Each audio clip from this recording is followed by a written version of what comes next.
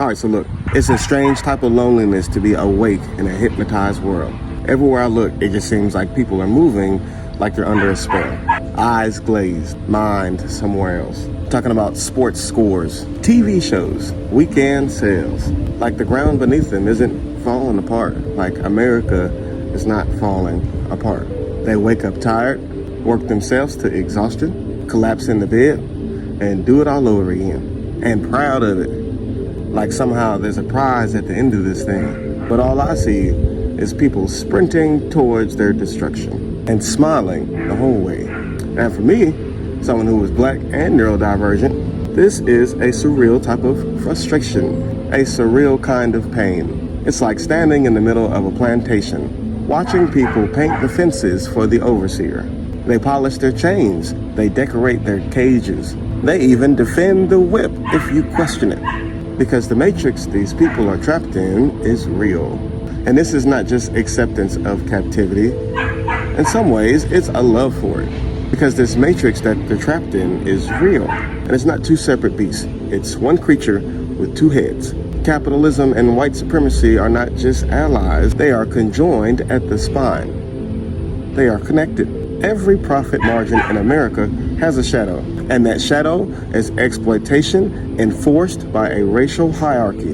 The cheap labor, the underfunded schools, the generational poverty, that's the blood pumping through the system's veins.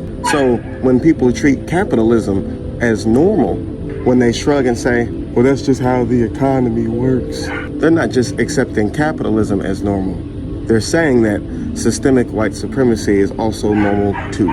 They're saying that exploitation is natural. They're saying that this order that makes some people comfortable while it puts some people in cages is normal.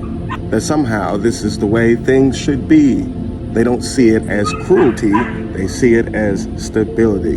And the illusion they project, at first glance, is flawless. This matrix is really convincing. You got the morning traffic all humming in neat rows. You got coffee brewing on every corner. You got the grocery aisles glowing under bright lights. You got smiling clerks bagging food. You got streaming platforms stacked with new distractions. And it all feels safe enough to pass off as normal. All these little things make this illusion make it seem like everything is normal. But this is just a design. This is just a set. It's a movie scene still strolling while the walls behind the camera rot and crumble. If you stand still long enough, you can hear the screws loosening. You can smell the mold under the fresh paint, if you dig what I'm saying. You can feel the air getting colder, like a storm is coming in. Meanwhile, the cult keeps feeding people normal like it's medicine. It's warm. It's predictable. It hides the smell of smoke. They'll give you celebrity gossip, holiday sales, and a fake political smoke and mirror show while this system is crumbling. They'll keep you chasing promotions and jobs that AI is already erasing. They'll tell you to work harder while the ladder is burning beneath your feet. And at this point, the sleepers, the people who've been asleep, they chose their shit.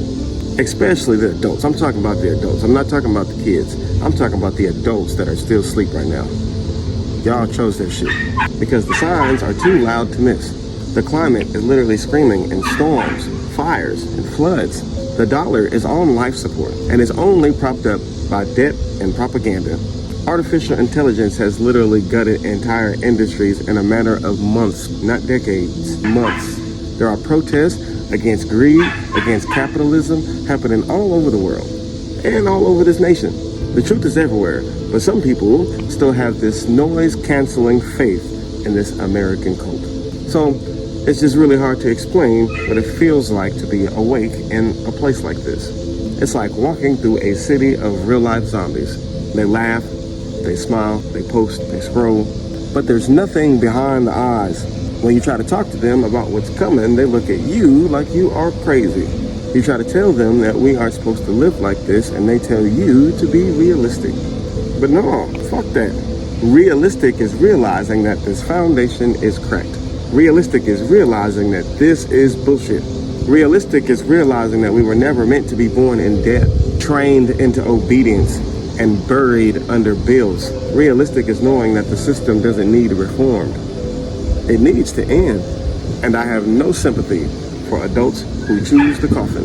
If you want to play dead, that's on you. All I ask is don't try and slow me down, try and grab my ankle while I'm walking with the living, you know what I'm talking about? Because some of us have unplugged from this spell. We see how fragile this grid is. We see how fake this growth is. We see the grind for what it really is. Obedience training dressed up as ambition. And we know this is already over. This shit is over. America is cooked, whether people wake up or not. The mask will slip and the theater will go dark eventually. So we gotta stop arguing with these zombies. We gotta find the living and build with them. Work on growing our own food and developing our life skills. We work on creating spaces where the truth can live and breathe. And most importantly, we gotta remember that the mind moves matter. The same universal laws that the system of white supremacy uses to shape this world and create this matrix, we can use these laws of mentalism to build our own. And we can project our own reality into existence. A reality that aligns more with our own humanity and the environment around us and the nature around us. But just remember, don't wait for the producers of this illusion to admit that the show is over. Because by the time they confess, the exits will be locked. And as usual, that train is right on time. Somehow, some way, that train always ends up in this video.